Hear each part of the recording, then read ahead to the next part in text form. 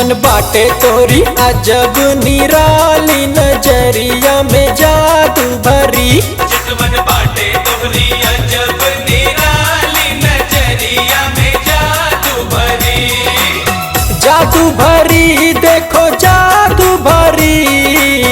जादू भरी देखो जादू भरी। चितवन बाटे तोरी अजब निराली नजरिया में जादू भरी।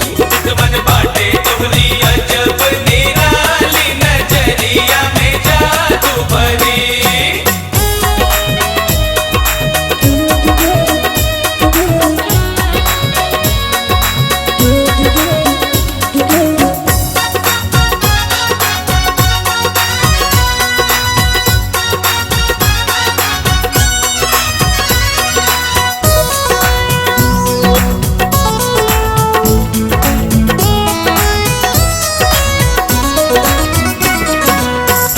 गोरे गलवा पे कल काला तिलवा देखे बेहाल क्योंकि निकरल परनवा।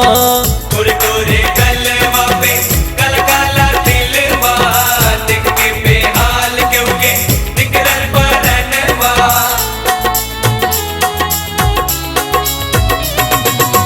पाँव में पैजनिया बाज गावे जैसे गनवा। गोरी तोहरी ऐसी चाल हो जाए मस्तानवा। हमरी अखिया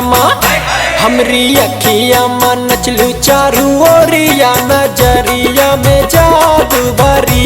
चितवन बाटे तोरी अजब निराली नजरिया में जादू भरी। चितवन बाटे तोहरी अजब निराली नजरिया में जादू भरी।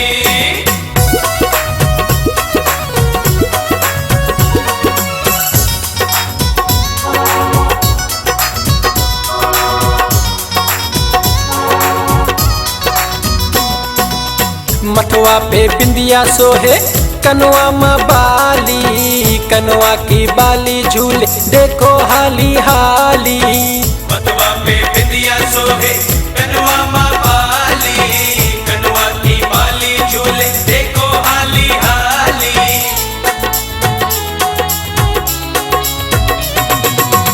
रुपवा सजा के ऐसन कहवा तू चाली। नैना से तान तान मारे दुनाली। तोरी याद माँ बैरन भैली रतिया नजरिया में जादू भरी। चितवन बाटे तोरी अजब निराली नजरिया में जादू भरी। चितवन बाटे तोहरी अजब निराली नजरिया में जादू भरी।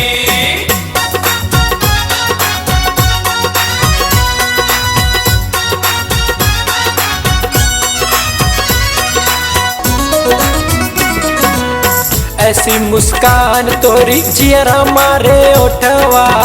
उपरा से चुन्नी ओढ़ सर्कल बागू घटवा। ऐसी मुस्कान तोहरी चेहरा मारे ओठवा। ऊपरा से चुन्नी ओढ़े सर्कल बागू घटवा।